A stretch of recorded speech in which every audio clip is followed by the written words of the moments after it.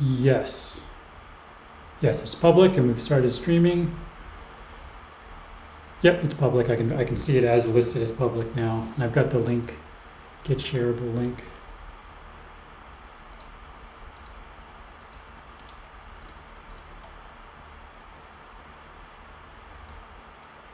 Well, we can just leave the streaming here for people for a moment. It's shown up from channel content.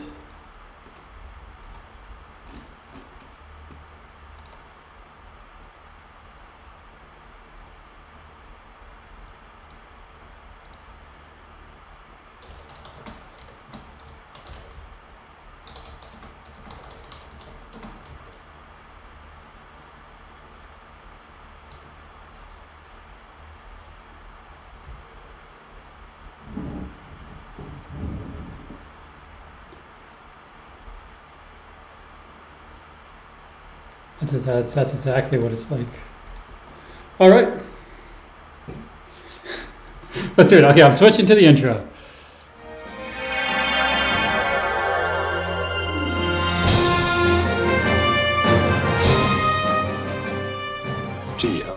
Welcome to the Picard Maneuver. You're Tim. I'm Tim. And I'm Joel. You're Joel. And I have coffee again in my mug, but it's fair because Tim doesn't have the right mug, so. I don't, and I'm ashamed. All right. Okay, so hopefully our audio is a little bit better this time. Yes. Sorry, I'm also observing. I'm just like I'm going to do a quick double check of it. Carry on. Okay, Carry good, on. good. Excellent. So we are going to talk today about the second episode of Star Trek Picard Season 3, Episode 2, Disengage. The opposite of engaging. Yeah, sacrilegious. And I'll just start with general thoughts. I thought I overall really liked it. The main plot I thought was the best paced and sort of best, like, well put together episode of Picard I've seen yet. High praise. It was it really was. Like, I liked some of the first couple episodes of season 2 seemed to be going somewhere, but they were all pretty erratic. Whereas this one, it was sort of simpler, but there was a good sort of arc about what do we do next, how do we solve these problems, and then they were very quickly put into that overall dynamic of risking the entire ship for one criminal guy, which is a classic Star Trek episode setup thing, and I felt like that resolution was satisfying in the end and good for the development of our characters. So overall, this is in some ways the best episode yet, maybe. Whew. Out of all 3 seasons. Yes.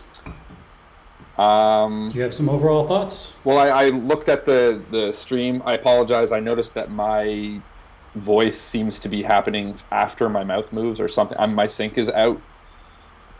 We'll figure this out. We're going to be doing these live at some point anyway, not remotely. But so I apologize. Hopefully you can hear me, but it might not be syncing with my mouth. So, yeah, I don't know if there's anything we can do about it at this point. As far as to me, you look okay. Well, that's all that matters. Everyone watch it from Tim's perspective. It's funny. Like I think I agree with you that it's probably the best episode yet. Yeah, I'm going to go there. I'm going to say it probably was. It's the first one that I think the episode ended, and I almost had that same feeling. Like I was like, oh, it feels like I watched an episode of TNG. Now, that isn't really the litmus test in which we should necessarily measure and be like, does it give me the same feeling that TNG gave me? But I think that feeling came from the fact that TNG was a good show with a great cast and exploring some pretty well thought out scenarios. So for that reason, I would agree. I think it was well paced. I think Patrick Stewart was playing Picard a little bit more I don't know, more solid, like Aggressively. aggressively. It didn't seem as weak of a character. Like he's been playing it kind of Mm. like confused or whatever. He felt a little more sure of himself. Riker's Yeah, been and they did a. There was the later episode of season one where he sort of finally is the captain on the ship. That time, the La Serena, but it wasn't as satisfying as this version of sort of Picard finally making orders. Even though it was more heavy-handed in that first season yeah. episode, I think it was the second to last episode. I don't remember exactly. There was a scene where he just is the captain, whereas this one was a little faster and more, but it was more decisive and sort of fit a satisfying end to the arc of the episode in a way that actually made sense. Yeah, yeah. It didn't. It just felt more natural, I guess. And I don't know. I think it probably helps to have Riker with him while he acts. Like we always saw Picard in the context of his crew and his ship, and a lot of those things probably did play a role in how we viewed his character. So in this case, more of that exists. So he's on the bridge of a ship. Riker's with him. They're kind of working things out together. There was a moment, I got to tell you. Oh, maybe I'll wait to get there, but I wanna make sure because we'll go deeper scene, or at least over. Yeah, the I episode. don't want to forget to say. Remind me, it has something to do with Beverly, but maybe you're not going to remind me. Why am I saying that? We'll remember. Also, hopefully everyone notices I'm on the bridge of the Enterprise. Anyway, In your hat. Makes sense. It's at. Oh, I think it's first season Enterprise is it? too, with like the more leather. I'm trying to seats. move, but it's like. It's just your shoulder. But yeah, it's more leather sort of. I love it. I like those seats. Yeah, me the too. captain seats. And It feels so impractical. yeah, I got the sense that they kind of were like slidey, but Yeah. I don't think the set sitting seats on the TNG were ever great. At least certainly not for Jonathan Frakes. Yeah, his back was pretty bad. Do you think the bridge had like a self-cleaning mode where like everyone would get off the bridge and it would just like clean the seats and everything else really quickly? What's the alternative that they actually had? Someone like, scrubs it.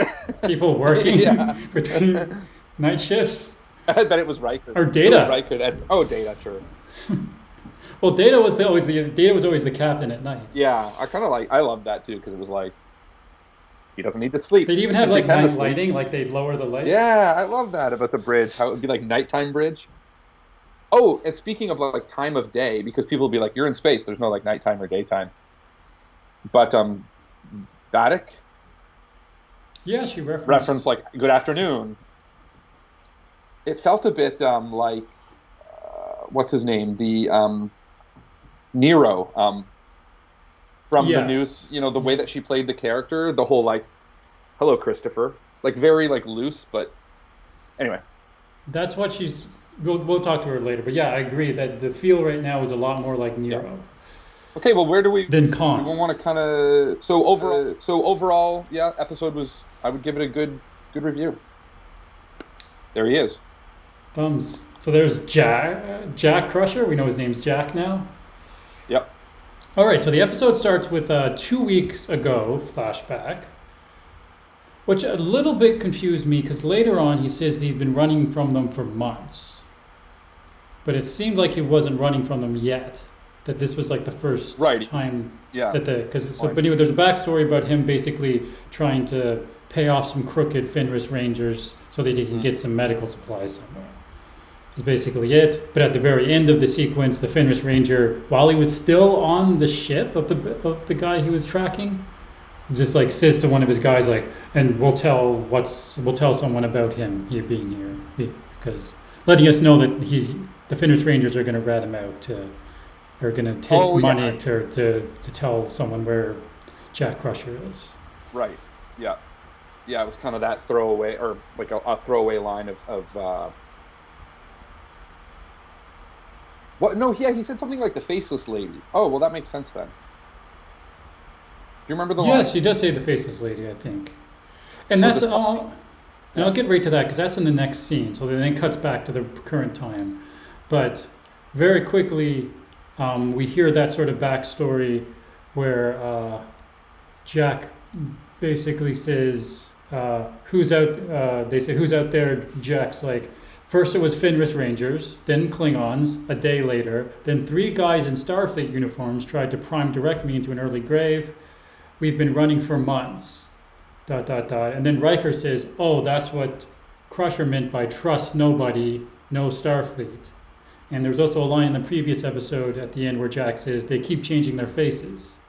So the fact that Vadic, the villain, had hired a couple other people to look for them was the reason that those initial sort of who the bad guy is clues were given in the first episode. Right. I didn't pick up on, I guess, like, I trust your assessment of that, but for whatever reason, I didn't pick up on it that way, and I didn't know that was an explain away moment, but like kind of being like, okay, that's why he said they have different faces, and to trust no one because it could be Federation, it could be anyone could be Klingon. Hired by them.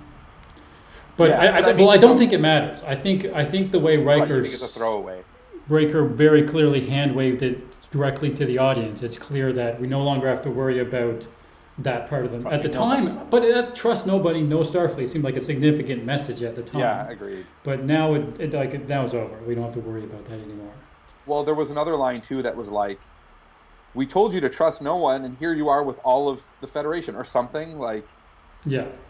And so it was another line that felt like it, because even when that was said, I kind of thought to myself, well, yeah, doesn't that kind of break what Beverly wanted? And but it's not like Beverly's going to get mad later and say, I told you to trust no one. Why, like you said, I think they've moved beyond that. The writers aren't going to revisit that. It is what it is. Saying trust no one is just a cool thing to say when you send a secret message. Yeah, when you send a secret message, you have to say trust no one. Yeah, no one's going to like follow through and help you on going on a mission. Everyone. Ask for help now from everyone. They'll all be willing to help. But that would have made more sense in some ways. But that wraps that up. Well, yeah. So I'm sure we'll get to what I'm not going to go there yet, but we'll get to what I was going to say once we have a little sip of coffee here. So, and then they're basically back in that situation they were in at the end of the last episode, where they're in trouble because the bad guys have shown up, and powers being sucked, or they're losing power, so they're worried about Beverly's pod. Yeah, she's in like a life-sustaining pod. Her life signs are critical, and they're trying to. It's basically one of those. It felt like a bit of a scenario where there's no solution. It's like, what do we do? And they kind of threw out a couple typical potential solutions, and Picard threw down these transporter. Transport inhibitors. Which was kind of cool to see him do that, because he's like going around doing it, and I think Jack was kind of like, "There's not like, what are you doing?" He's like, "Trust me, this is going to be needed." And then like right as he says that, they try to transport Jack. And I think the thing that was interesting about that too is then Picard said, "Now we know that it's you that they want." Which I'll ask this question: in episode 1, and now even up until this point in episode 2, why didn't the ship hail them and just say, "We want Jack"? Like, why was that like a secret? Is it because they were just trying? They very directly want Jack for the rest of this episode. Vadic does, but Jack's been on the run for them for months and didn't yet know what they wanted. Right. So I'm just kind of curious, like, why that would be the case. Unless he did know, and maybe that's why Beverly had him locked in a room, because she was trying to like that part tracks. Intervene. Yeah, that makes sense. So in the start of the first episode, that's why Beverly was like, "I don't want your help. Get away." Yeah, that makes sense. So he must have known that they were after him. He must have known. Yeah, they just didn't really explain that, because then all of a sudden it's like, we're being hailed. I'll tell you though, what it feels like is it just feels like the writers wanted to reveal to us who the villain was. So in order to do that, they just were like, when will we know? Who will it be? Who's the bad guy? And then suddenly they're hailing us. And here we go. We meet Amanda Plummer. Vadic? Yeah. Vadic. Like Vedic with an A. Right. And so did we mention Amanda Plummer, the daughter of Christopher Plummer? Mm-hmm. Another classic villain from Undiscovered Country, and great actor. Yeah. Do we want to talk at all? Did we talk much about her character or like how that's We being didn't get played? to it in the last episode, and she wasn't actually in the last episode, so True. no Why reason we would not? have. We do Well, we have had a photo. picture of her last time, but we didn't. Yeah, we had the picture, but she wasn't in the episode. And we didn't really have time to make any predictions because I had to go, unfortunately, that time. But But we would have been working with nothing anyway. We would have been talking about trust no one, don't talk to Starfleet, Yeah, how we didn't know their anything. faces changing. We wouldn't have known nothing. But I did like episode 1, by the way, just to reiterate. Like, I didn't have an issue with that episode. I like this episode much better. Yeah. Yeah, I agree. It had a Ferengi in it. Like, that's all I Did ever have a Ferengi wanted. in it. We'll get to that. But he didn't say human, did he? I think he actually said human. Yeah, I think he did say humans. He said you humans, That's I think. awkward. Why didn't he not say human? That's so un-Ferengi-like. Yeah, like, I literally just realized that now because I know he mentioned, he was like, you humans, blah, blah, blah. I'm like, what? That's not how Yeah, he it's says, like. I like human things, retro things. And then he had like a baseball, like Cisco. Yeah, but he didn't say human. No, he said human. I like human things. He ain't Ferengi. Now we know he's an imposter. That explains probably a lot that he was not a real Ferengi. He's probably working for Vatic, some sort of undercover guy. Yeah, there you go. So maybe that wasn't accidental. Holy shit. Maybe we just like discovered something. That was We're undiscovered. ahead of the Patrick. game. What do you think, Mac? We got to bring Mac in on this, our one consistent viewer.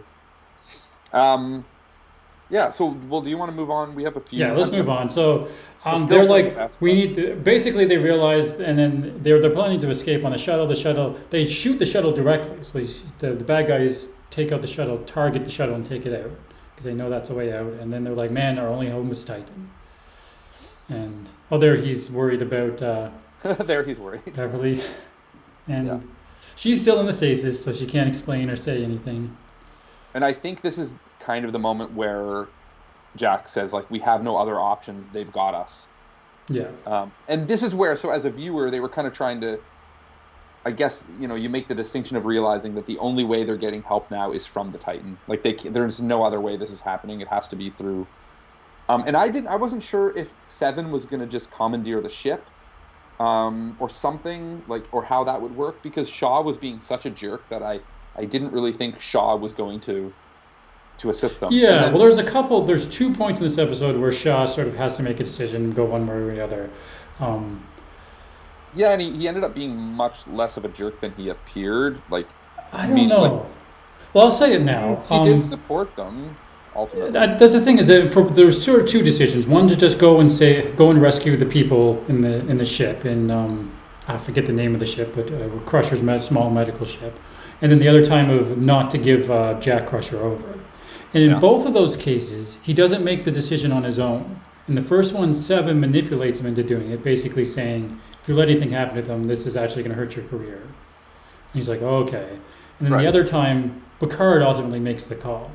He takes over and says, Admiral's orders, and then he's my son. And it makes it clear at that point that there's no other way this is going to go down. So I felt like if, at least at this point of the story, if they wanted to make him a likable or redeemable character, he had to be the person who started making those decisions himself. And I don't feel like he did in either of those cases. So I don't think he's yet likable or redeemable in that respect. No, but he's at least, in some ways, maybe it's better, though, because it would have felt, I think, a little bit fake for him to suddenly be like, because he was really mean to them in the... He was over the top. In the episode 1. Like, really, really... Oh, the next picture is a picture of him. Why aren't we doing that? Oh, yeah. Almost like I don't know what type of disorder, but like some sort of personality disorder. But actually, the one thing that was said that I did sort of change my view of him is that Vatic, when she was sort of letting people know how much she knew about all the Starfleet captains and stuff, she said that she saw his secret personnel file that had some sort of psych analysis that he wasn't Where healthy or had a bad history or something. So that was the first sort of touching on like his character. What's the depth he's overcompensating for something clearly, and there's some maybe he was a lot more riskier, or he was a different type of Starfleet officer in the past and something went wrong or something like that. I guess that's exactly Rios' backstory, isn't it? So maybe not that, but Similar. I mean, I guess there has to be that character. Like, it seems like any of the new Star Trek, there's always a character, several characters who are just like struggling to just keep their head above water in Yeah, some way we'll or talk about another. Raffi again. Do you want to leave Raffi's arc until the end? I'm Um, maybe not the very end because I don't want that to be the last thing we talk about. yeah. Yeah, But you're yeah, right. You're towards right. the Good end. point. Let's towards the end.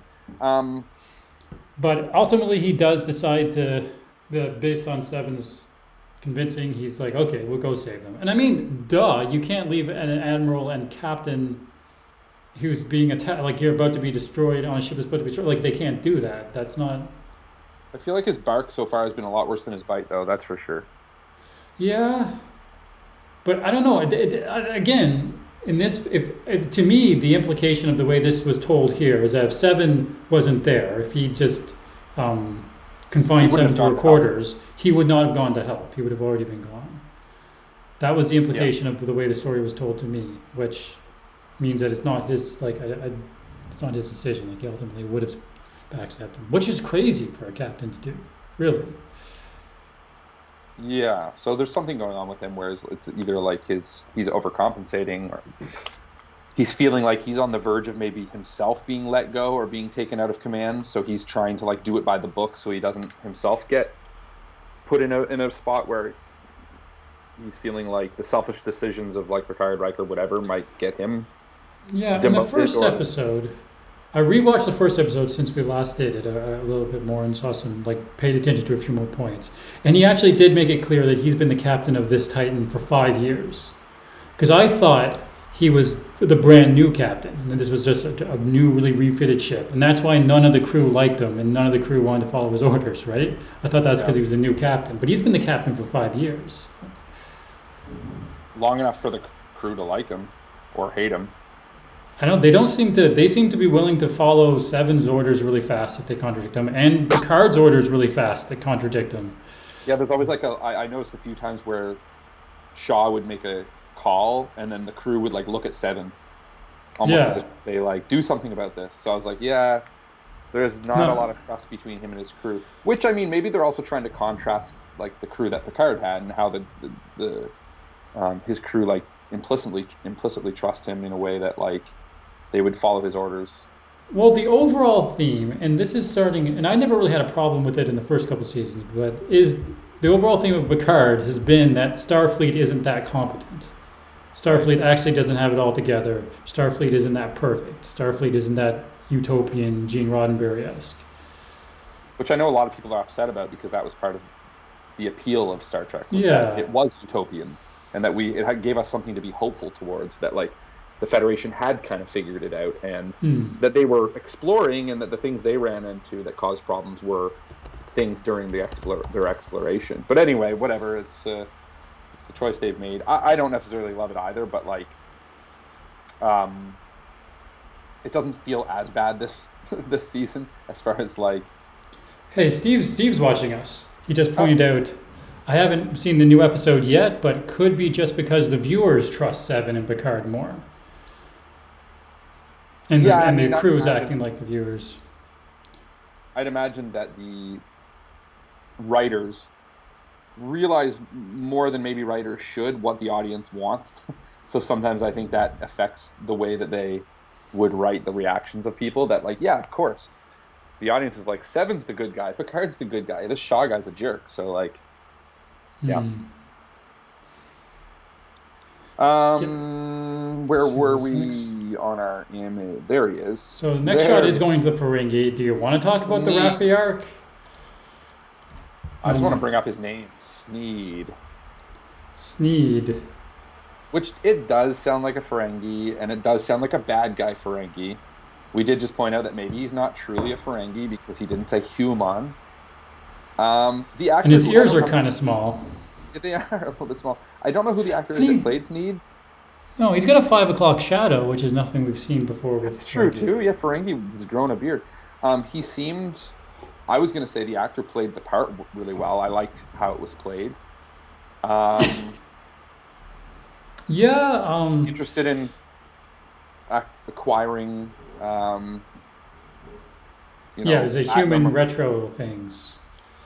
Yeah, But that's true. before we got to Sneed, I don't know. Yeah, we'll get to Sneed first. I found Raffi's was by far the weakest part of this episode. I was at this point, I've been pretty annoyed sort of with what they're doing to Raffi and the drug story and the trying out story again. We saw her ex, which he had a cool jacket. He had a cool sort of retro '80s jacket on. You know, I didn't even notice. it's like it was like white with tons of colorful paint splatter. It looked very '80s. Like I think I've seen it in an '80s in a We still New that. Order music video. But it was also dark because they were like in like a dark club place. So I Right. don't know if any shots would have been The only good. setting Raffi's ever in is like some dark, seedy setting. She's never. Yeah, and I'm tired. I hope it's over. But I was really because before I've expressed dissatisfaction with the Stardust City Rag episode, where in the I middle think of their that's silly least favorite dress of up. the episodes, right? Yeah, that's the one with the silly dress up where they do the heist and the guy smells them. But then in the middle of that, Raffi goes to see her son, who's the As a wife is child. pregnant. Yeah, or do they have a baby? Yeah, I think she's pregnant at the time. I thought the baby had just been born or something. Maybe Anyway, the I baby's don't. just born. But anyway, the son says basically, I'm estranged from you. You're never going to know your granddaughter. And the reason is you won't shut up about conspiracy theories. Right. You ruined my life with conspiracy theories. All You your ruined my conspiracy- life with the conspiracy theories. And then at this point, everyone knows her conspiracy theory was right. And her Yeah, that was ex season is, one, right? yeah, that was season one, which it wasn't the story in season two, but in season one, and her ex is still back to like, you're a horrible mother because of conspiracy theories. It doesn't make, like, it's absurd. It doesn't make any sense. And just the way he was acting and the way he was treating her, it fit the narrative of what they were trying to tell with Raffi's sort of spiral or whatever they're trying to do with a third season drug story for Raffi. But it just didn't make any sense for a character to act that way. Yeah, and I'll point out two other things that I found. Actually, there's been a lot of things from Raffi's story arc that don't make sense. One of them being like when she went to try to save this situation from this terrorist act, like nobody believed her or responded. They never really touched on why that happened when she was saying like, "Hello, like there's going to be an attack," and like she didn't even get a response from anyone. So that was in the She's previous also- episode. Previous episode, and she's also just always alone on this whatever ship this is, and I've never seen that. Like it doesn't. It is seem- it's the La Serena, is the ship she's on. Oh, is it the La Serena? Okay. Yeah, it just That's is a big- different lighting. But that's a big enough ship to have some crew. It's not Well, like it's just. why is she one person who's apparently struggling with addiction and emotional problems? One person alone is the only person that against conspiracies is the only person that's going to stop a huge terrorist attacks on the Federation, and no one's doing anything about that. Like that's okay. Yeah, so that didn't make sense to me. It just doesn't feel right to have her like constantly on this ship by herself, kind of, and then talking to this mystery person. Who could it Well, be? like it wasn't a well done. Like I felt like we were talking about last time. It's obviously Worf, and I read from the description of the episode. It didn't say straight out, but it was a pretty strong clue that Worf was going to be in there by the end of it. So the entire time I knew Worf was coming. So that sort of added to my sort of just annoyance and not caring about the Raffi scenes too, So- because I was just waiting for Worf. Yeah. And so the other issues are one that the ex-husband says, you have to choose between me giving you the information about this. That would help. That would stop a terrorist attack. Yes. That would help So- them catch terrorists. I'll I will help you I'll- catch terrorists, or Or I'll put in a good word to your son. You have to choose which I do. And so that to me felt really forced because like, why wouldn't the ex It's just insane. say, you know, why would someone put a character in such a weird situation? I know he's like thinking it's all conspiracy stuff and I'm sick of this, and he wants Raffi to prioritize her family over her job or something. But anyway, that felt really weird. And then the other thing, probably even more weird, was Sneed was like, you're Federation, because she was claiming to work for to the Or- guy, the Patsy terrorist, right. the And so Romulan Patsy. she kept saying, I work for him. And we could tell that that Sneed knew she didn't work for him. I wasn't quite sure why, but I assumed it would be what it was. But anyway, he says, prove that you don't work for the Federation. Do this drug. And I was just kind of like, why is it always with Raffi? Why does everyone always want to like get her high? Like, what is the deal with this? That proves nothing, by the way. Like, even if she was for the Federation, she could just say, I'm going to take this drug to prove to this guy I don't work for the Federation. Like, but the thing that's even weirder is ultimately he already knew that she didn't work for this guy. He already knew the answer and still just wanted to give her this drug for like no reason. It's like those like 80s like after school don't do drugs things where the drug dealers like really want to give everyone really drugs. Evil. But then it's not like he's even trying to get her like hooked on this drug. He literally like gives it to her and she's like kind of reacting as if it's like doing something, and he says, "Oh yeah, this drug will tear you apart." Yeah. And then it puts you back together. And I'm like, what the frig kind of drug is this? Like, usually don't drugs like that they have a euphoric effect that make people want to do them, but he's like almost making it seem like this is like a torturous thing. I just didn't get that at all. Like, what was happening? So it made sense from a writer's point of view if he wanted to do something, if he wanted Raffi to have the same character that she was in the first season. But I don't understand why the writers would want that, why they spend so much time doing that, and I didn't want to see that. No, it's another one of those things that I think we've experienced with some of the writing on Picard, the Picard show, and seasons 1 through 3. It feels like they've straightened out some of the problems, but there's still just this kind of like sometimes adding in complications that don't need to be there. Like this season could have started. They seem to really love revealing characters. They don't want to just be like, Worf's there. We have to like reveal Worf. It has to be cool. They write backwards. They have a scene, a reveal, a music video shot that they want to get to. Yeah. Or a character sort of situation they want to get to, and they never really seem to know how to get there. And Worf just comes in and just destroys a room full of people, and yeah, that hurt because cool, but at the same time, even like so. Oh, we never say like spoiler alert. Spoiler alert! We're giving away the whole episode. Oh yeah, we're doing a spoiler review. There's two things, and I guess this is probably supposed to be ironic, but Sneed says, "I know you don't work for this guy because here's this guy's severed head." Yeah. Right. And then Worf comes in and kills everyone and beheads this guy. Yeah, and they're both like really dry cuts. Yeah, it's just like, and then the head just kind of does its thing. Because I assumed that the Ferengi was a weird collector guy and he collected heads, and he must have like specially removed the head and like mummified it or something so that he could do that without it being messy. I don't think so. But then how did Worf do it? Right, and why would Worf have done that? Like just as a, and I guess to me, like Worf is a warrior and Worf is a badass, and I love seeing Worf be a warrior and a badass. But Worf, I've never seen Worf behead somebody, and like Worf is very much about honor, and even beheading someone I think is a very dishonorable way to kill them because you're like disconnecting them from their ability to maybe get to the afterlife or something Worf might believe in. Steve points out, how does the reveal of Worf compare to the DS9 reveal?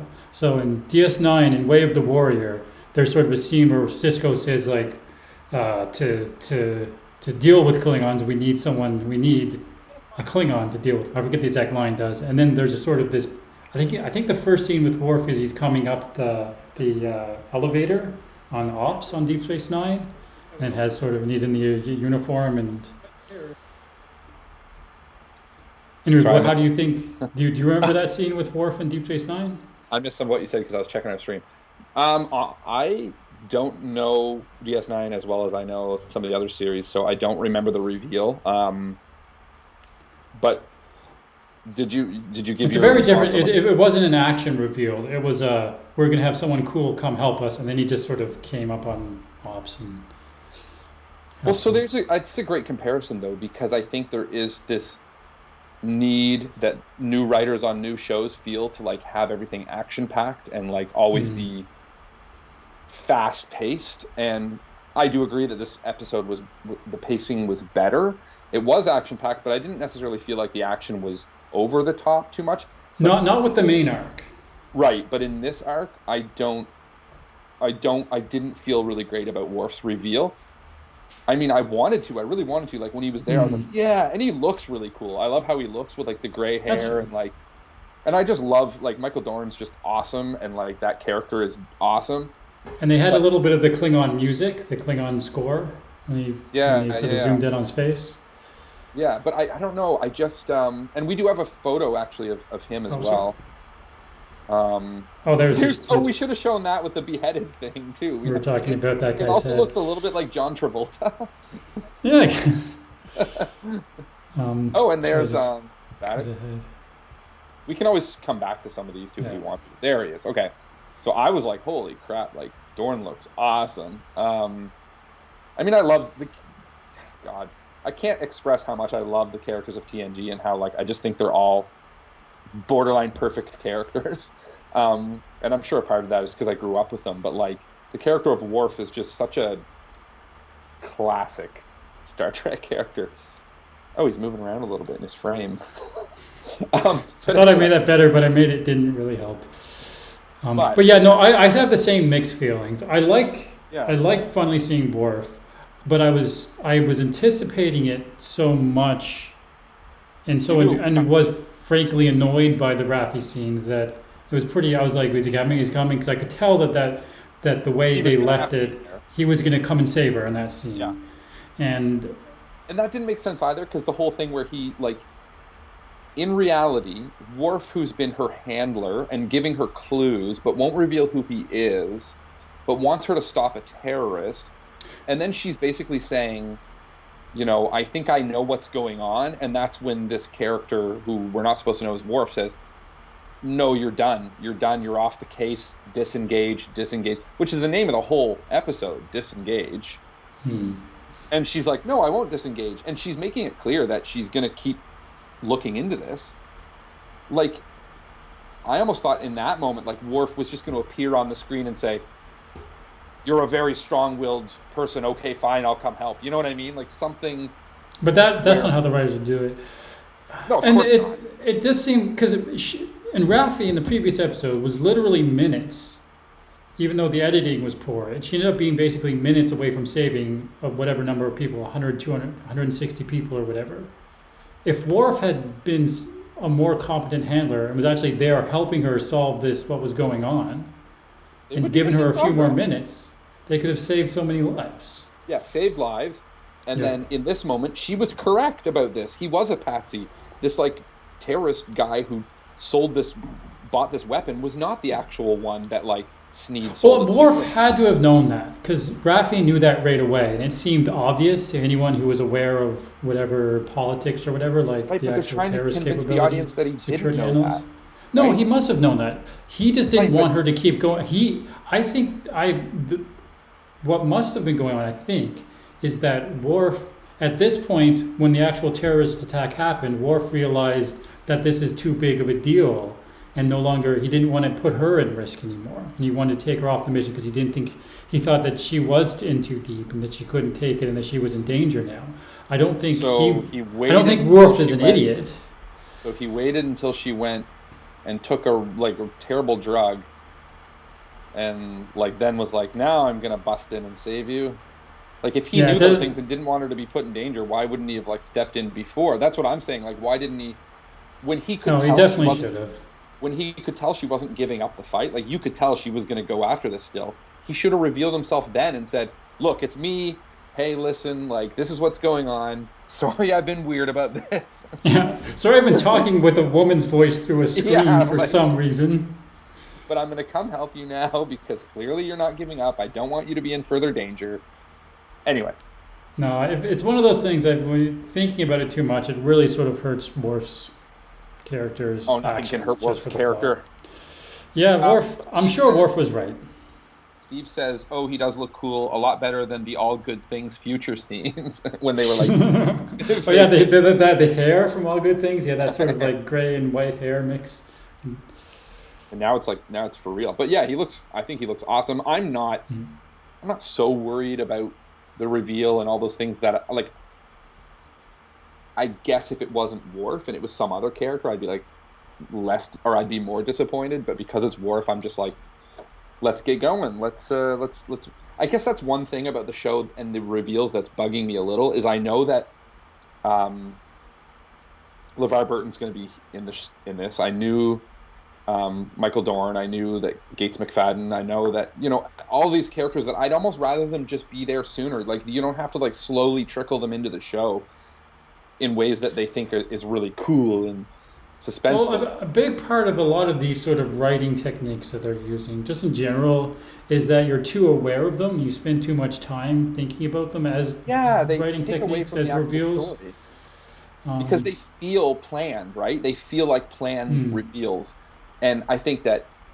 that can work. It can work, and they do that kind of Yeah, stuff. I mean, there's natural points for them to run into characters.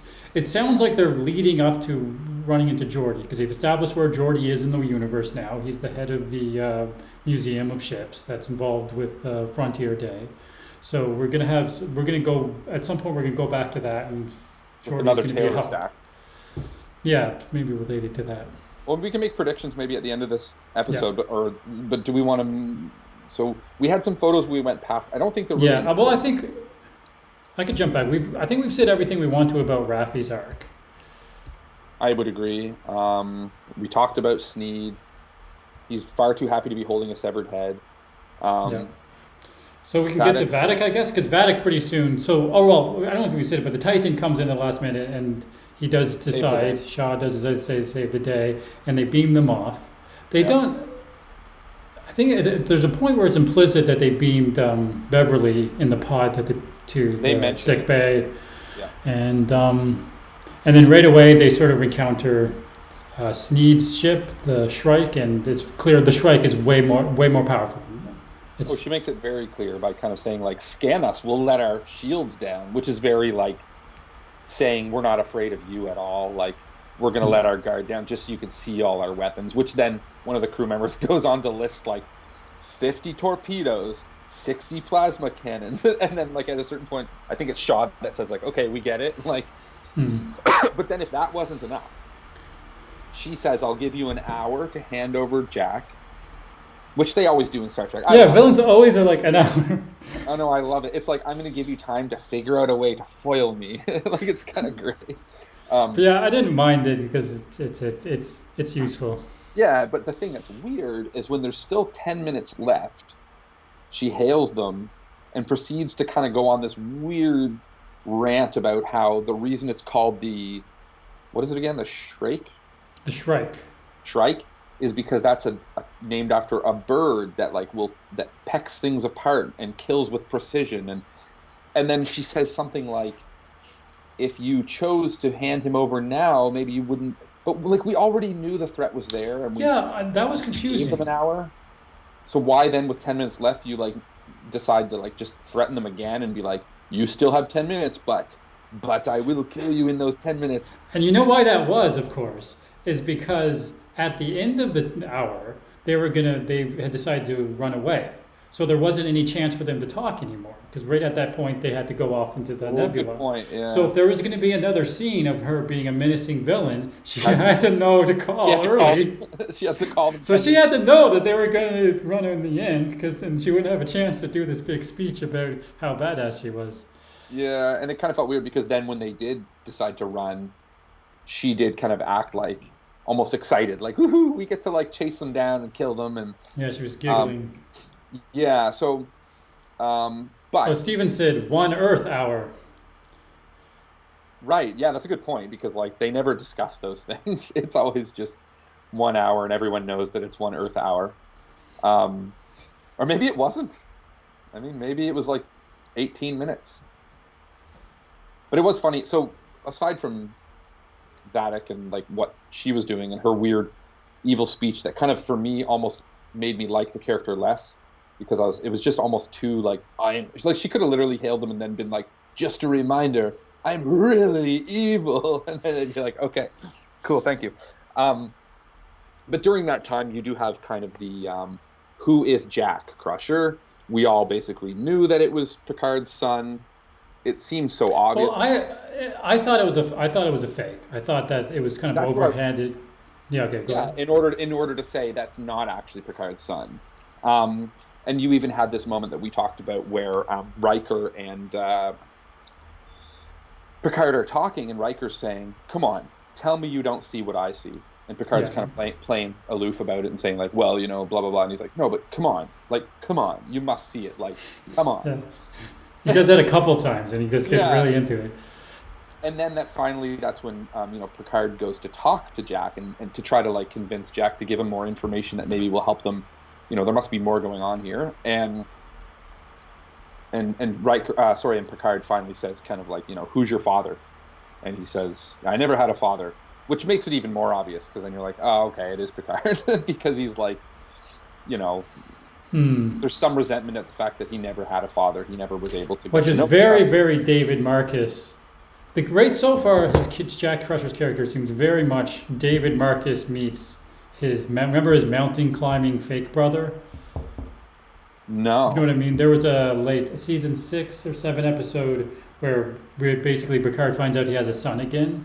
Oh, right. Yeah. And he's like a very similar like character. Then they establish that he's like instead of like doing weapons deals for medical supplies, he's a mountain climber, and he's a really dangerous mountain climber. But they were very similar characters so far at least. And I do like the character. I like the dynamic. I think he's playing it well.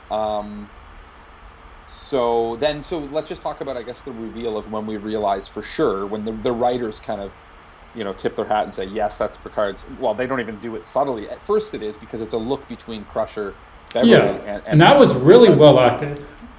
I thought that was really great. So that was a moment, I got to tell you, and this is what I said to remind me about.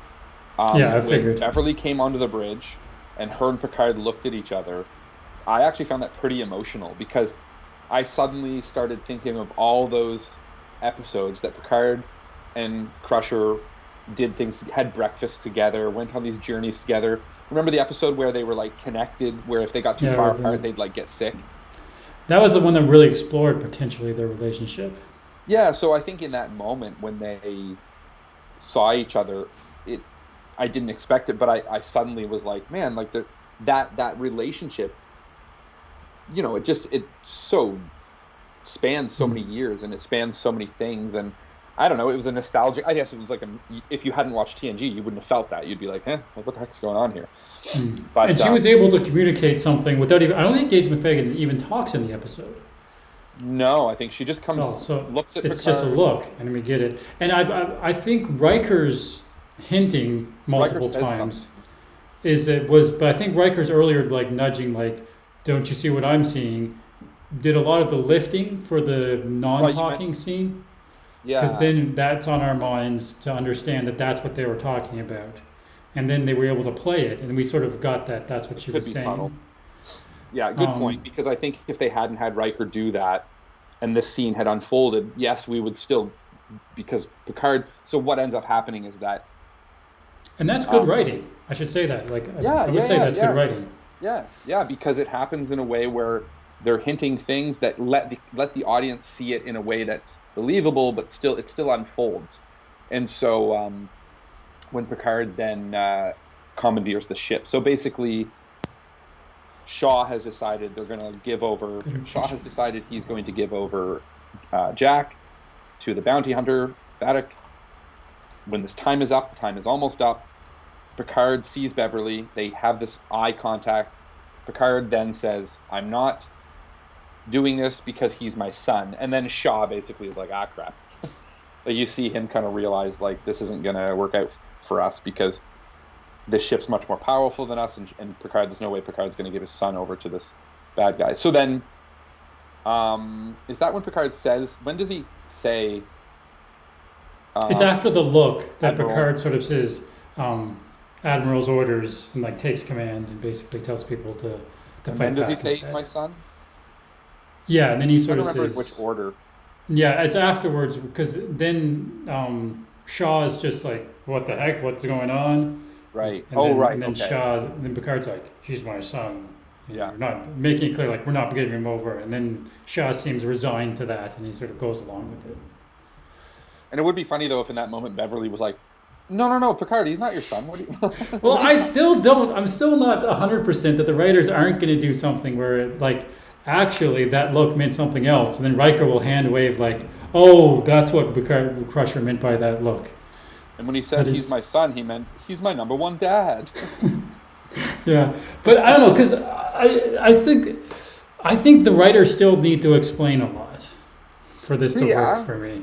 And they were such confidants. They were such friends. They didn't really end up in a relationship exactly. In the future, they did and stuff like that. But at the end of the day, to have a child with someone and not tell them is a really there's a lot of disturbing thing to explanation do. needed. There's a lot of explanation needed for that. And You've a got lot of the some stuff like explaining to do. and it doesn't work.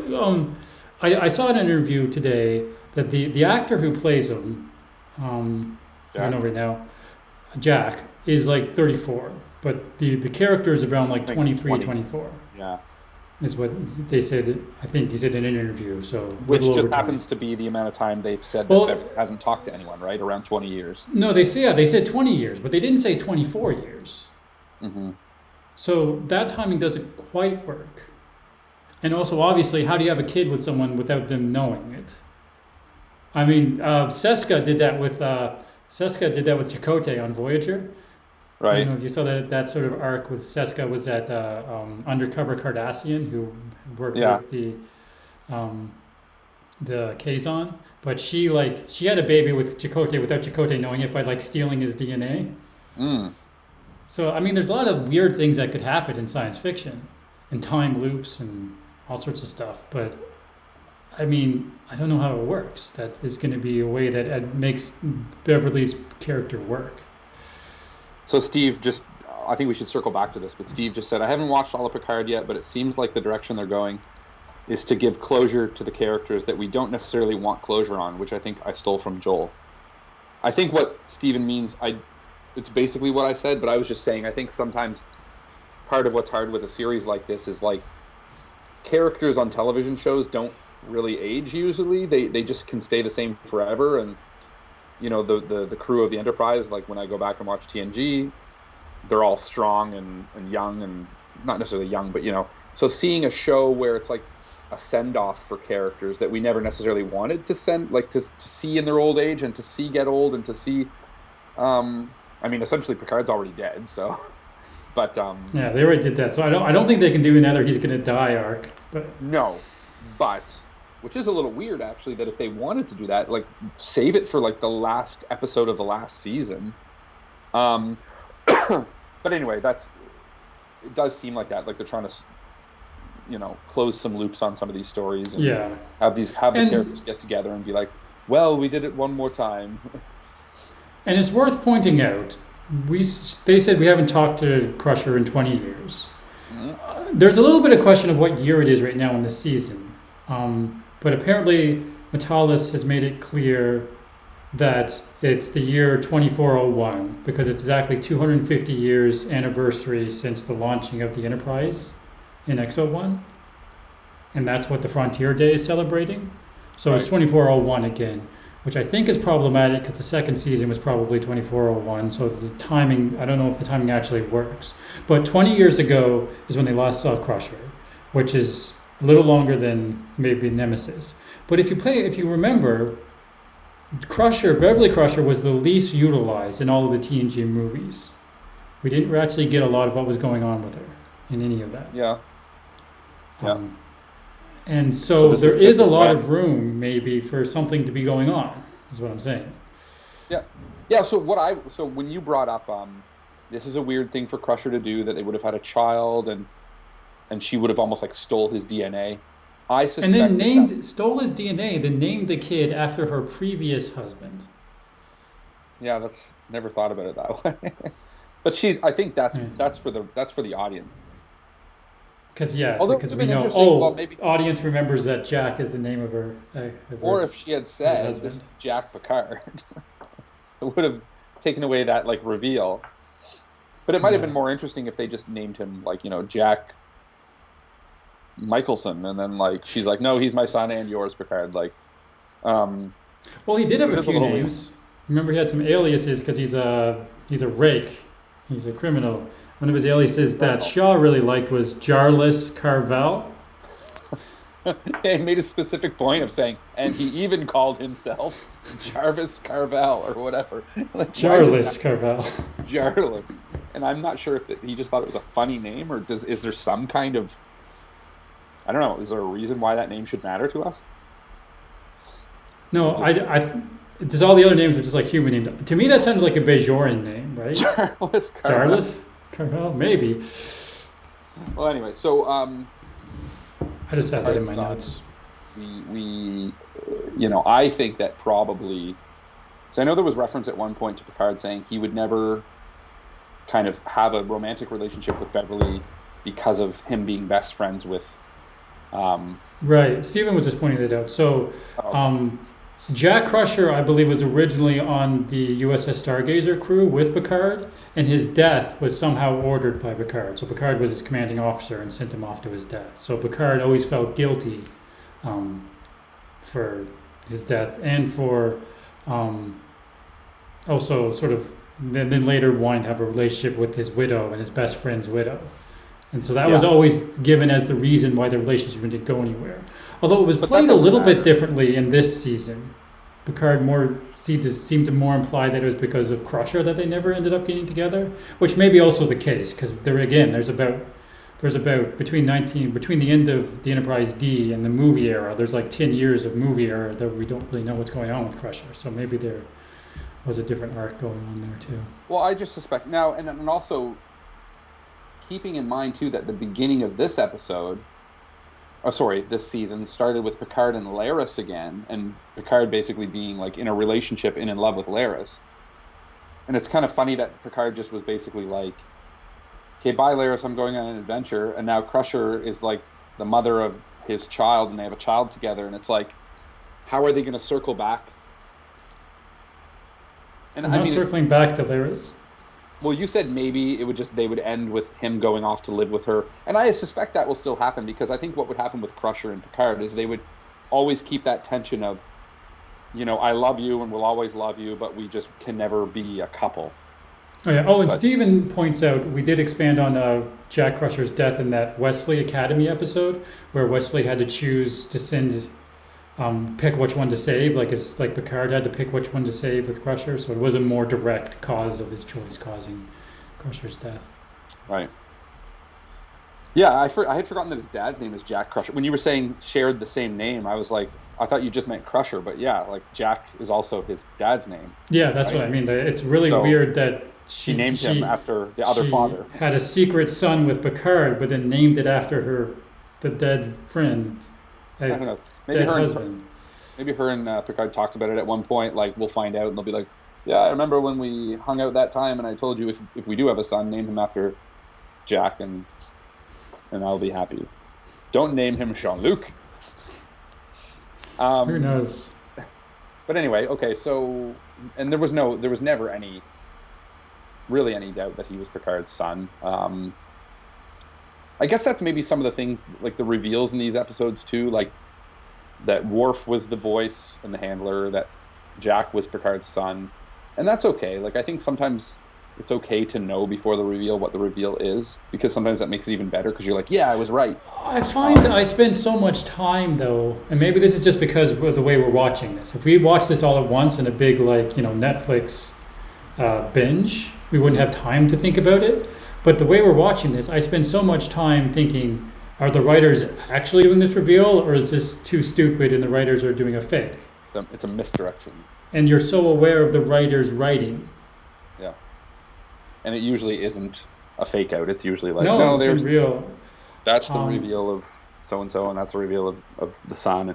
But anyway, so what else can we kind of, because we're towards the end of the episode, because Picard takes over the ship, and they run. Yeah, this is the end of the episode.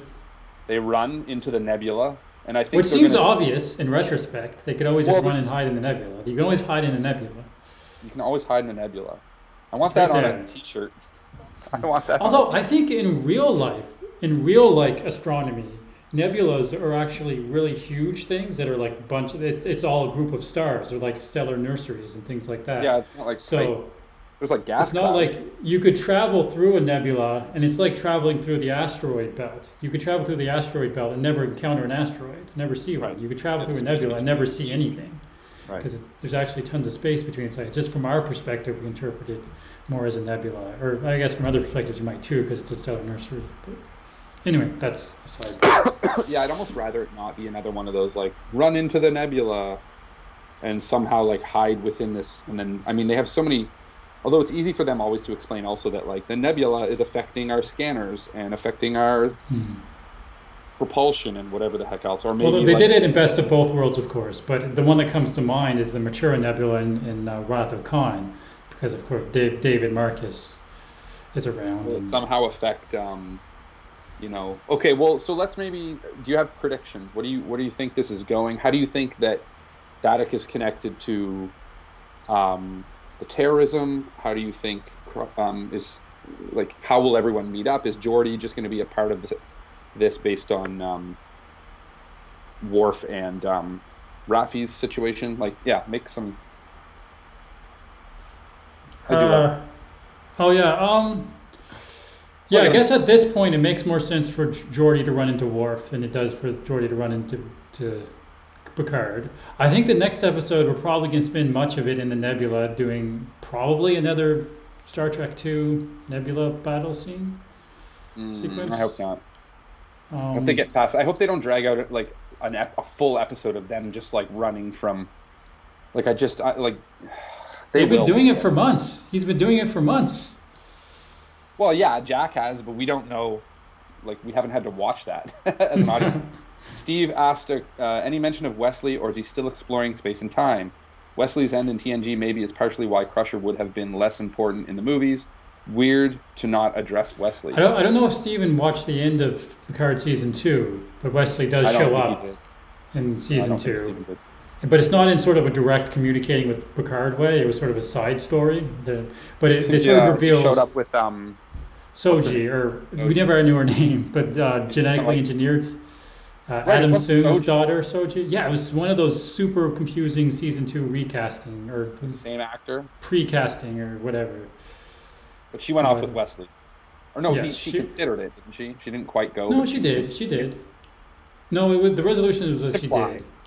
Okay. Yeah, I think so. So Anyway, they it dealt with establishes Crusher. Wesley as like a watcher. So the travelers and the watchers are the same thing. Maybe Wesley will be in the nebula.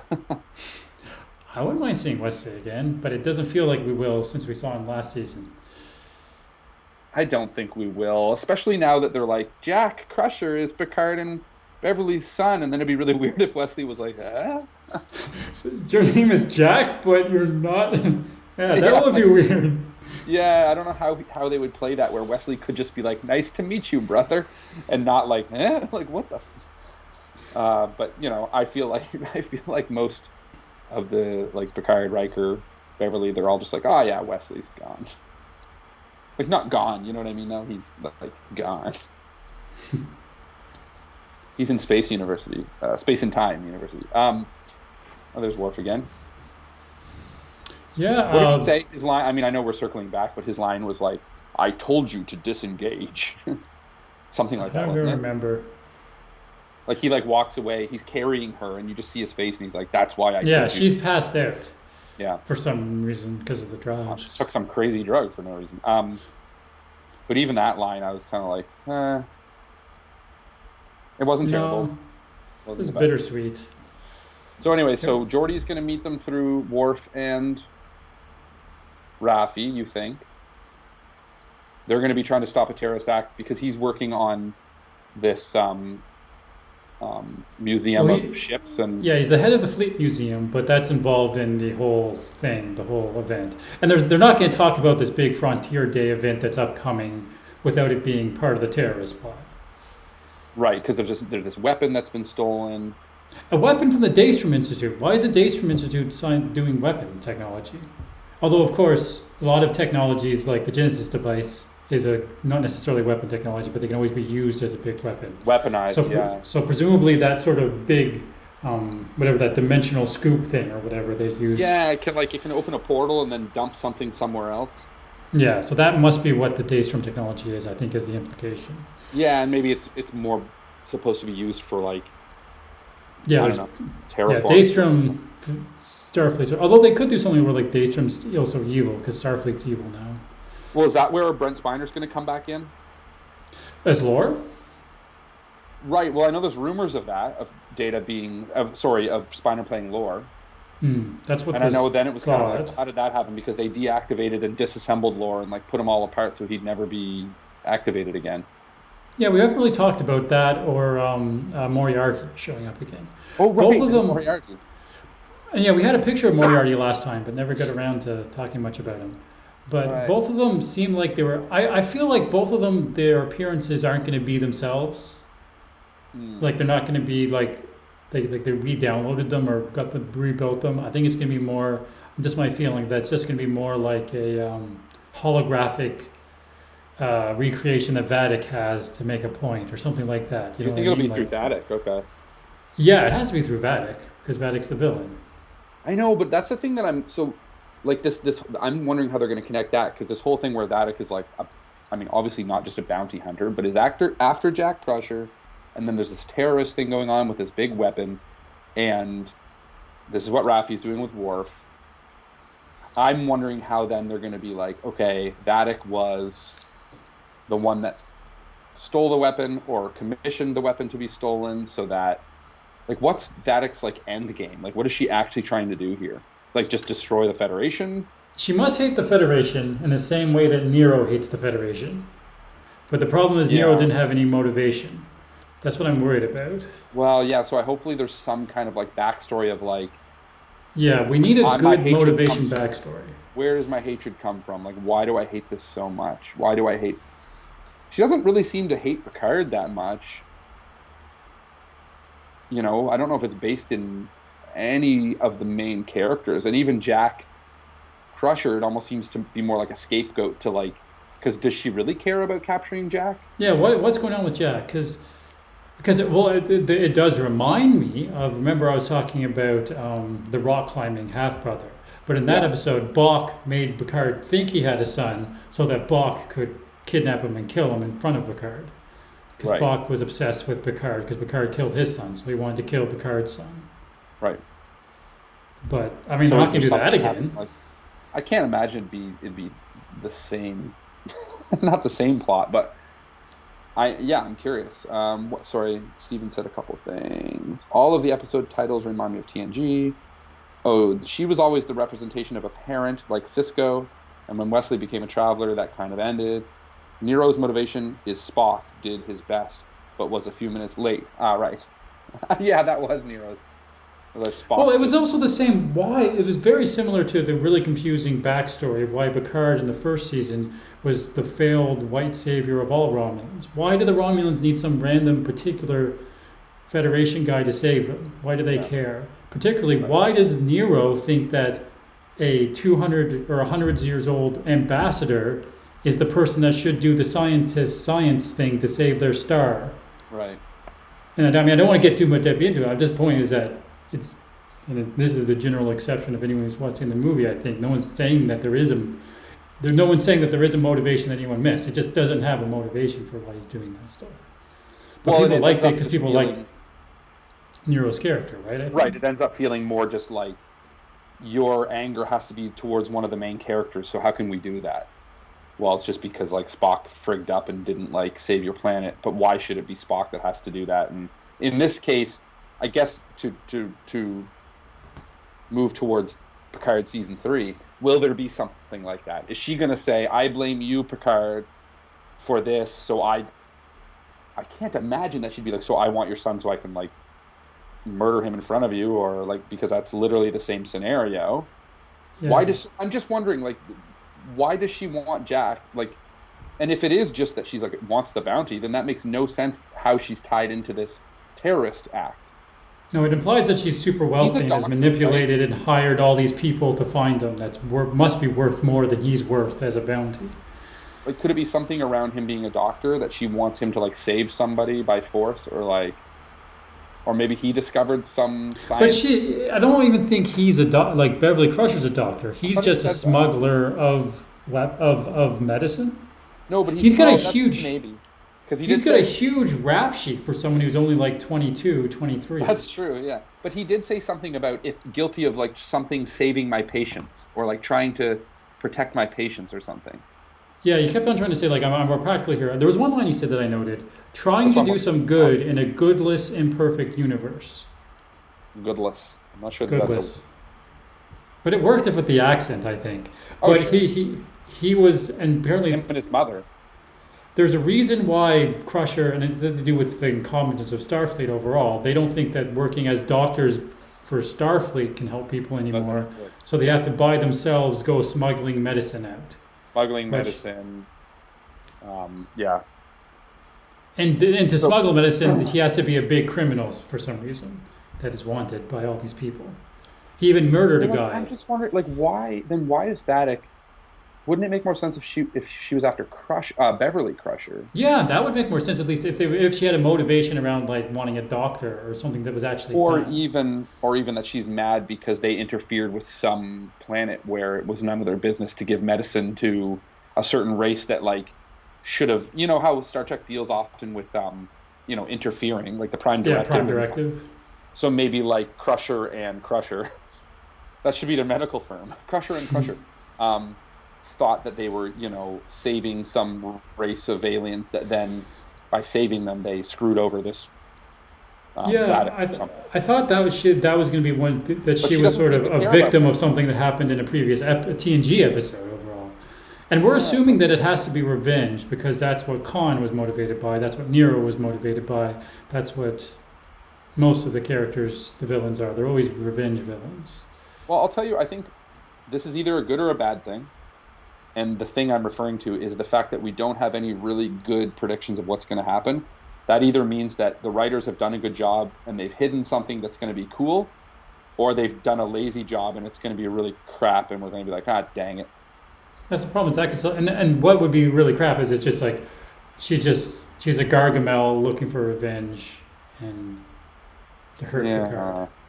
And then secretly was also just trying to destroy the Federation with this like weapon. And that's the thing with like giant weapons that sometimes sucks, is that like that weird noise they always have. No, not like literally, but like just when it comes to plot around big weapons that are destructive and evil and whatever. Like I tend to like when a villain is more nuanced in what their desires are, where it's not just like I have a big explosive thing that's gonna kill a lot of people. Because then it's kind of like, well, yeah, that's evil, but like, I'd almost prefer someone who has like a plot that would actually like somehow undermine everyone and like create dissension and like make people question their own. Yeah, exactly. The best sort of villains have some sort of angle where you're like, wait a second, I sort of understand them. Yeah. And that's a lot harder to write. It's easy to write con copy, revenge. Someone who likes to peck at their enemies, pick them apart, and one name bit their at a shit time on until there's paper. nothing left with you except for nothing left giving in except for to your me. desire to live. Oh, Steven's not saying anything more. Steven, give us one more comment. But yeah, I guess that's where we're at right now. Vadic seems like a strong character so far, but she's sort of falling into some silly tropes that the writers, I think same as with Jack Crusher. The writers really need to do some explaining, make it work. And here's the thing, and I think why I feel like we're not super confident that will happen, because the first 2 seasons did such a bad job. Yeah, that's specifically what a lot of what the first 2 seasons failed at. Yeah, like things would be set up, and our hopes to have those explained to us were then just crushed in later episodes, where we just eventually you realize, oh no, they didn't know what they were doing. They just did it for no reason, and it just they left us hanging.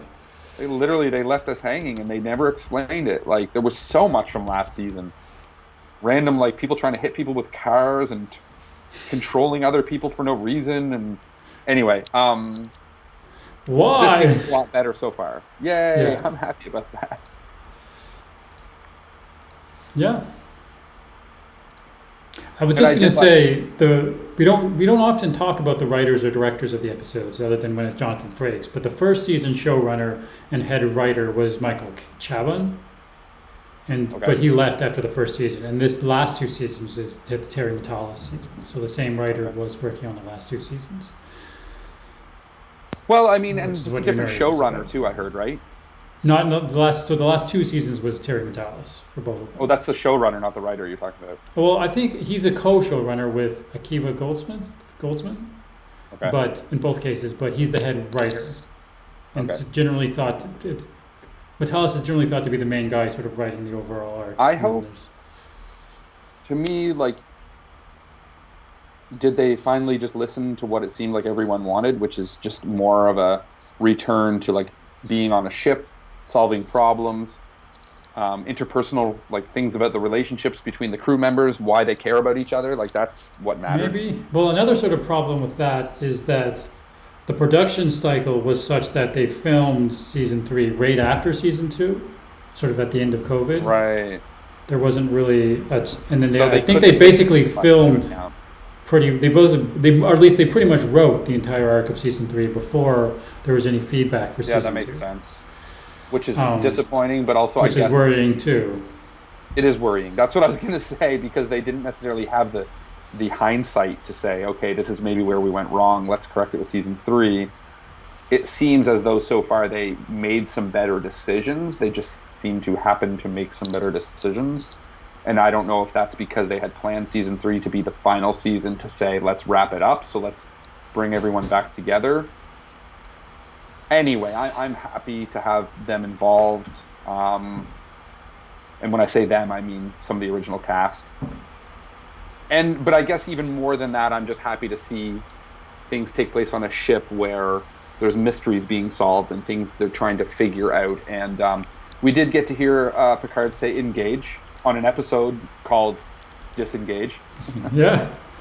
And it was a payoff. I keep saying, I really liked the arc of the main plot of this episode, and it had a good payoff with Picard taking command and then choosing to fight by running into the nebula. Right. Well, I think it's funny because you've said it like 8 times and we've talked about it, but Picard took command of the ship.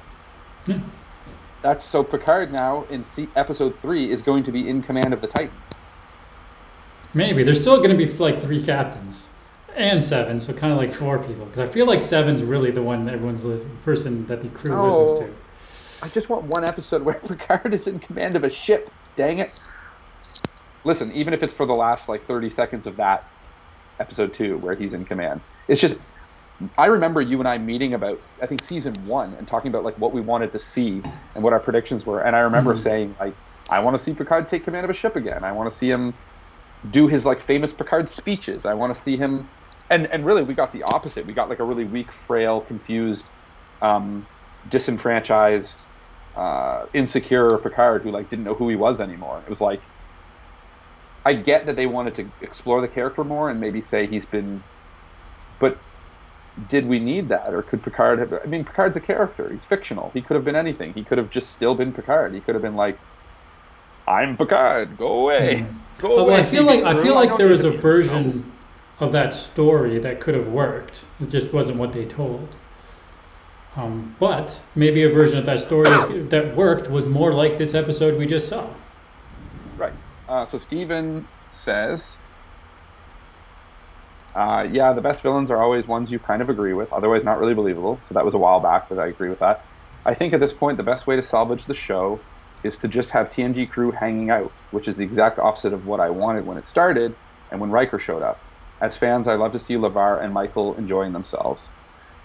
They need to save some planets that has some moral dilemma that relates to our daily lives. Yeah, that's one of the things that made the kind of episodic episodes so great. You could deal with different things every episode, and those things very often related back to like fundamentals, personal, what we were dealing with as a society, like stuff that we were dealing with all the time.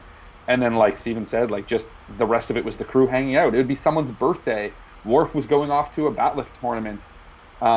Data was having weird dreams. Beverly was trying to counsel some new person, or painting, or trying to figure out or poems, like passing of time, or poems, or Riker was like doing a trumpet, not a trumpet. Sorry, Riker, trombone. He'd put on his little jazz shows, and then like all of that stuff. It just was like, you know, stuff would happen, and there'd be some action, but it was like these are the lives of explorers on a ship in space in the future who work for a federation, which is like utopian. It's like they don't need money. But a completely different type of pacing of character development. Oh my goodness. Well, and so I don't know if it's because of today's world and how, like, anytime I have a meeting with someone about a project, it's always like nobody has attention span anymore. Nobody has an attention span anymore. Everything's too fast paced. TikTok and Instagram and all these things, they just show you quick things. So like there's almost this feeling of we can't make a show that's slow paced. And yet I think in some ways people would appreciate it even more now. 100%. Remember, there's something I like a certain genre. There's a genre I like that where there's various shows that come out called cozy mysteries. Yeah, exactly. Where it's just sort of like basically like Agatha Christie or Murder She Wrote. And there's a couple of newer shows that are like that. And in a lot of ways, TNG was like cozy sci-fi. It was just like a soothing thing to watch that people love to watch in the background or they can go to sleep to. And even, the events is that you always kind of knew that Picard would like figure out the right thing to do by the end of it and it'd be resolved. But Picard, the Picard show and New Trek in general definitely isn't that type. And Strange New Worlds is the closest thing to being cozy sci-fi, I think. True. As I described it. Yeah, they did return to that a little bit more. And I like that. I like Strange New Worlds. But I guess just when you're going to bring back, and it's hard to know,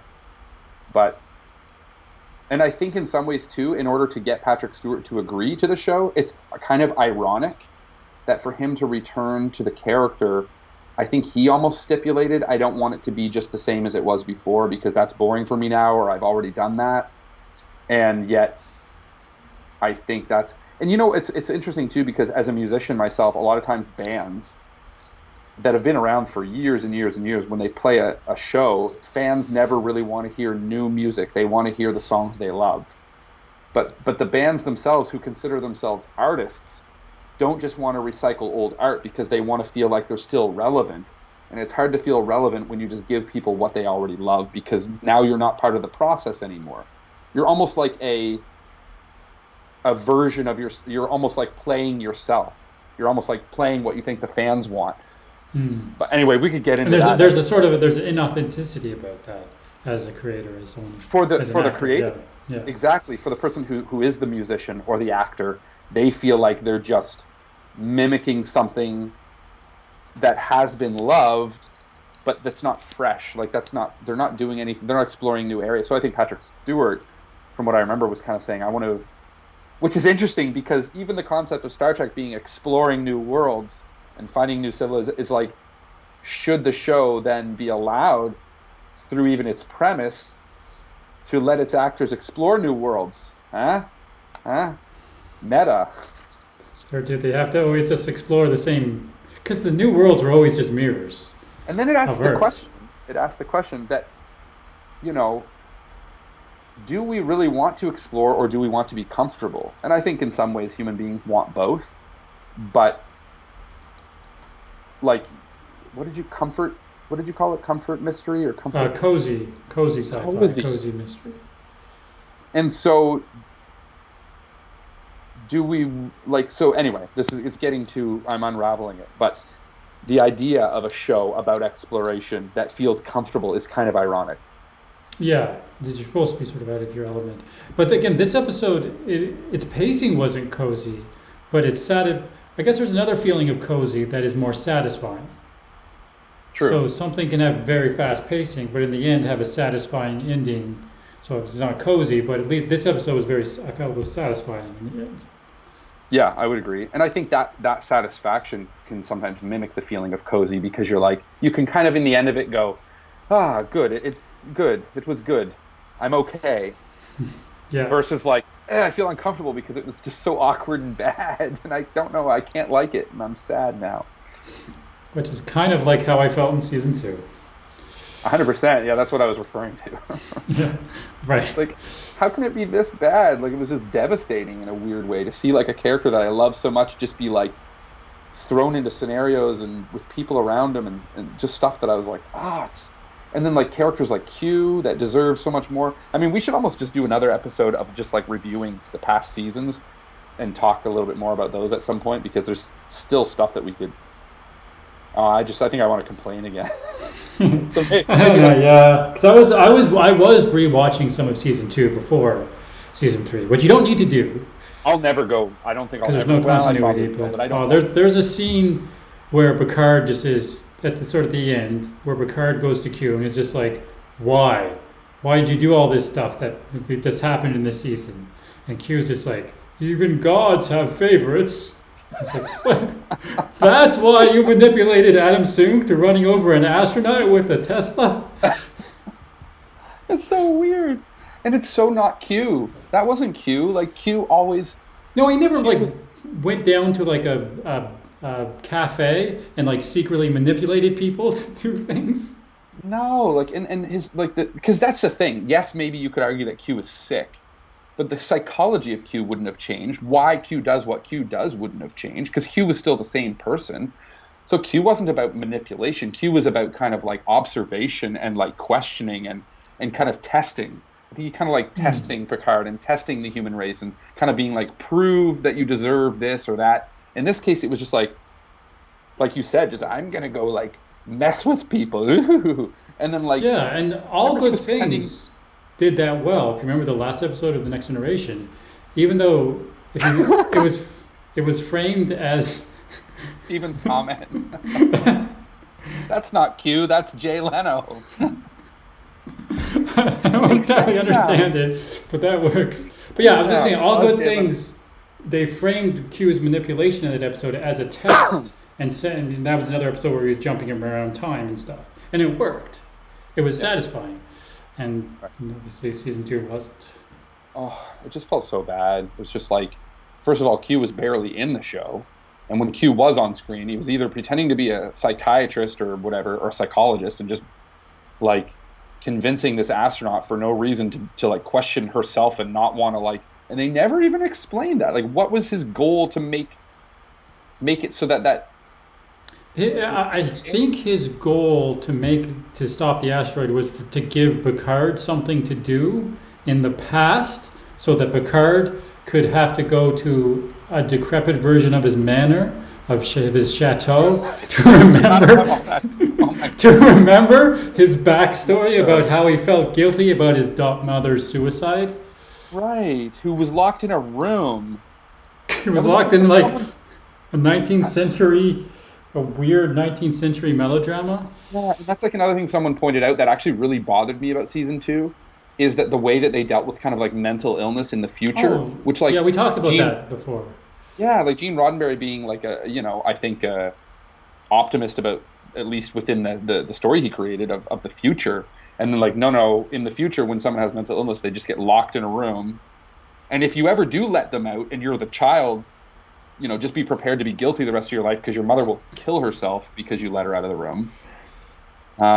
Do we ever find out what happened to his dog? Oh my God.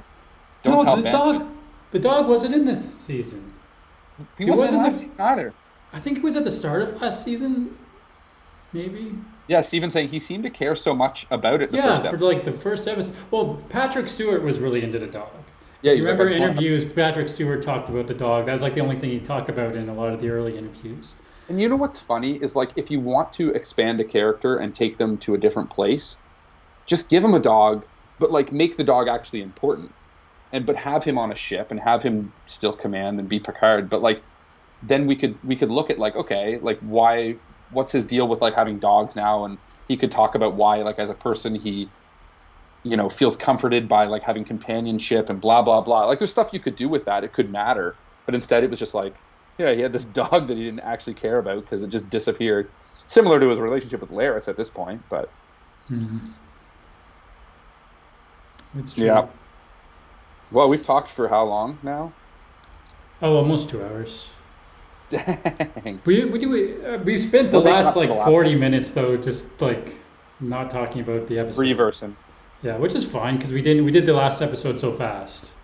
Yeah. So I'm glad. So we're balancing it out a little more in depth with stuff. Okay, so to reiterate, to circle back, to summarize. Stephen just pointed out Janeway had a dog, at least in the picture back on Earth, and the dog symbolized home for her. It was one of the symbols of home in Voyager. Right. Well, and that's kind of why I was thinking if Picard had a dog and the dog was important, then they could have kept the dog around and it could have symbolized something. Like that's kind of what I was. And you don't have to see it in every friggin' frame of the show, but like there's nothing wrong with maybe every once in a while Picard returning to like his quarters and his dog's there and he's kind of like. Which is weird. Remember in the first season, he kept going to the holodeck back into the chateau on this La Servina. So he kept going back to like chateau, but they could have just had the dog there as a symbol too. But because the chateau was definitely a character. The chateau was a symbol of season 1 and season 2 or something. What was the comment in this episode? It was something like, you went and planted your plants and forgot about, I don't know, someone said something about how he planted his roots. Jack said, like, you don't care about, everyone you thought you knew, you don't know anymore. You just spent the last whatever years in the vines, not knowing what's going on with people. Which is a weird thing to say to someone you don't know when you're like a 22-year-old. But I guess you might say that to your estranged father. I don't know. Dogs mostly turn out to be aliens in Star Trek anyway, as Stephen's saying. Yeah, there was that one episode where there was like the dog. Yeah, Ariel. Yeah, it was just like chilling, and then like suddenly you're like, oh my god, the dog's been there. That actually, I think that scared me when I was a kid. There's a few. Oh yeah, we should do a review sometime of the episodes that scared us when we were kids, and like talk about the because that'd be fun. Because there were certain TNG episodes that actually really scared me when I was a kid. One that really scared me that isn't really even that scary is that one where Picard was kidnapped and in that room with just 3 other people. There was like that angry guy and that Bolian cadet and that peace pacifist guy. For some reason, when I was a kid, that was like super scary. I don't remember that one scaring me too much, but I also don't remember my reaction to it that much. I mean, I was really scared, like the Borg. The clickers, like the episode with the clickers or whatever, like freaked the heck out of me. Oh, in this episode, I noticed they were clicking again, and they did a shot of one of them using with their computer panel on Vadic's bridge. Oh yeah. And I tried to look and see if they had the same clickety like 2-hand things, but I don't think they did. I think they just had regular gloves on. No, it's just like a creepy alien talking thing that they use a lot. Yeah. For whatever reason, it works really well on people to just get creeped out and be like, that's a bad guy when he goes like. Yeah, that's a bad guy thing. Oh, we didn't mention it. It's probably way too late now, but there was one mention of Picard having a synthetic body in this. Vadic says it, and it seemed to be part of the reason she said it. Seemed to be a reveal that she knows about all. She knows a lot about all of them. Persona's personal files. So, which it sort of implies that Picard having a synthetic body is supposed to be top secret. But which was significant though, because in the last season they only mention it in passing twice, I believe. Top secret, or at least something that he would prefer not to have revealed, like. Or have anyone ever reference or talk about at any point. Yeah. Yeah, which also is kind of like why though, because Picard was always fighting for the fact that like synthetic life forms deserve just as much respect, and you'd think Picard would be like, yeah, I'm synthetic, so what? Like, yeah. Who cares? Well, they didn't resolve any of that in the first season. Well, that's why it was so weird to have her say it, because I was like, okay, so the writers are still saying he's synthetic. I thought they just kind of threw it out. Yeah, because in the previous episode there was a couple lines about remember Riker was like, oh, your hands are stiff and my knees are like they sort of just like we're just old guys now. There wasn't anything about. Right, yeah, which is like no, because unless Picard's old body is mimicking what old people do, then Picard shouldn't have an issue with movement or anything. He should be like. But they did sort of hand wave that his body wasn't, that he was basically had an old man's body and he was going to die naturally. Like they sort of hand waved him as not having any special abilities or an actual android body, yeah, which is like, which begs the question. You're an android. You're an android, but you're the worst friggin' android we've ever built because you have no special.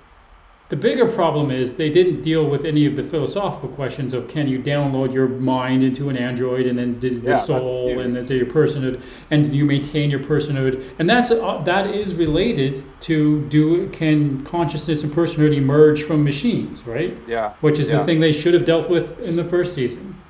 Absolutely. That would have been that a huge. What are the implications? Philosophically, or even politically, they didn't even resolve the politics of the ban on the synths in the first season. It was just a line that they said in the last episode. The ban's over. Yeah. Steven's saying again, like I think in the finale of season 1, they basically said he'd just be a regular old guy and die. So sort of like the Armin Tarmzarian thing. That's the Simpsons? Armin. Well, I thought. Oh, so basically, yeah, he's saying like just like Skinner when they like said that wasn't his name and then they just forgot about it later, I think is what he said. We're gonna hand wave this episode from existence now that we've resolved it. Yeah, it's not a thing. But and then they have treated it that way. Like I said, there was 2 very quick references to it in season 2, and the references were like the really obvious ones. So if you remember when they jumped in the second episode, when they jumped from one universe to the other, and they were all the same person. And you're like, wait, that doesn't make sense with Picard. So they had to sort of reference it like, oh, Picard in this universe is also a robot. So it makes sense. And that was like pretty much it. Right. Yeah, I don't... it bugs me quite a bit because it's like Picard is such a beloved character. And if they're going to turn him into a synthetic life form, like because he was dying, it deserved a lot more explanation than that. Yeah, well, it's just... that's the thing that Picard cares about is personhood and robots and androids. Yeah, and always. Why not explore that? And even the implication of the fact that like them saying, "Oh yeah, no, he's just like a regular old guy that will just die." Like that's not like any android I've heard of. Like why is that one different? And is it because they could have had Picard say like it's important for me to have mortality and I would like, to make sure that's the case. And in Voyager, there's episodes where they run into aliens who hate telepaths or hate holograms. So they could make it come up in a silly way like that. What? In Voyager, there's episodes where they run into aliens. I think he's comparing them to the Vat Vash, the evil cult who hated sense. Yeah, I mean that's what they were supposed to deal with, the sort of the treatment of synths. Oh well, they could make it come up if someone hated synths, and then Picard would have to like explain or like defend. Well, apparently everyone in the Federation hated synths so much they completely outlawed them entirely for a few months. Well, because maybe that they could have encountered someone who had an opinion on that. And that had something to do again with they thought that the synths created this big like destruction of Mars, right? Or yeah, there was the whole backstory with the terrorist attack on Mars. I don't want to get into trying to explain. No. What was going on there because that doesn't make sense. Immortal, I think. Yeah. Well, yeah, I don't know. There's a lot of stuff that, and we're circling back, but season 3. So far, so good. Episode 1, pretty good. Episode 2, even slightly better. Really, really enjoying seeing the old cast. I hate saying it because I don't want to feel like just one of those like nostalgia. But then at the same time, I tried it. My excuse is always, but TNG wasn't just. It really was well written. It really had great characters. So there's good reason to want to see those good characters again. I would be that way with any. Yeah, but Tim. Yeah, I'm definitely gonna keep watching it. I don't have a choice. I watched season 2. I got to the end of season 2. Are you being forced to watch? Are you forcing me? Are you a synthetic life form? Okay. Well, that was great. Thanks for the chat, Tim and Steven. And anyone who watched, thanks for checking it out. Hopefully you'll, subscribe, make a comment. We'll maybe interact. We have our little Facebook page. It's quite little compared to most Facebook pages. We do have a website, picardmaneuver.com. Crazy. Yeah, I think you can buy merch there, right? Nope. No, but I want to make a shirt now that says you can always hide in the nebula. Picard maneuver. Like we need to have for our own. Like we need merch, and Like I'll set up buy it. a merch. Set up one of those. I forget what those sites are called. Oh, maybe we'll do Just it. having a shirt that says you can always hide in the nebula would be a shirt I would really wear. I tell you what, if we could get anyone, absolutely any other person to say that To they'd agree be to buy interested it? in that, then we should do it. Okay, if you're watching and you've watched almost 2 hours of us talking, and you want a shirt that says you can always hide in the nebula, specifically let Tim know because he's the one that can probably make that happen. I don't. Tim does like screen. Used to do screen printing and stuff. Man, we could like hand make them. It'd be all artisanal. They'd cost maybe $1,000 a shirt, but We could sign them. the Canadian spelling of maneuver is manoeuvre. I don't know, Stephen. I don't know if that's a joke. I'm starting to lose it. I'm getting like cabin fever from being on this thing. Yeah, this is I don't too. know how to end it. Sorry, we've been giddy. We've gone phatic basically for the last. Yeah, but maybe it's because hour. we're happy with having Picard that we're enjoying talking about because we're liking it. It's a good feeling. Yeah, that's true too. my son. I think that's true too. Okay, so again, subscribe, check stuff out. We will be doing episodes from our typical place soon where the quality's a little better and we're not just live streaming from using, what is this, Skype or whatever it is. Shout out to Skype. Good job, Skype. So, all right, that's it. Yeah. Oh, and I just want to say, don't be disengaged like this episode title because, as always, we hope we kept you engaged. Oh, I disappeared. When the It's a cloaking device. Hey, that's pretty cool.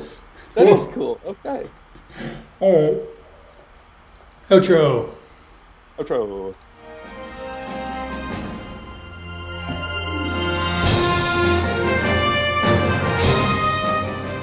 Yeah, that was fun.